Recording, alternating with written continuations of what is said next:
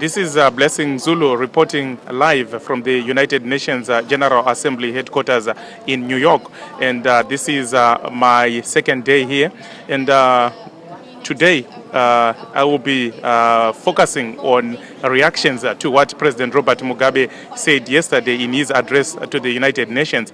He touched on the issue of the need to reform the United Nations Security Council.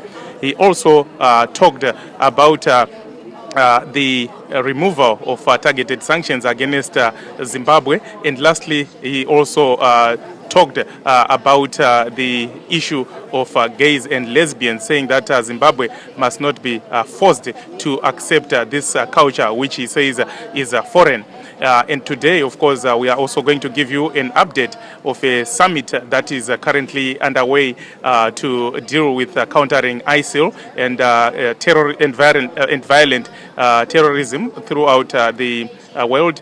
The summit, of course, was first addressed by the United Nations General Secretary, Mr. Ban Ki-moon, and also United States President Barack Obama. And of course, Mr. Obama talked about the need to fund the African Union so that it can deal with extremist groups such as Boko Haram and also Al-Shabaab.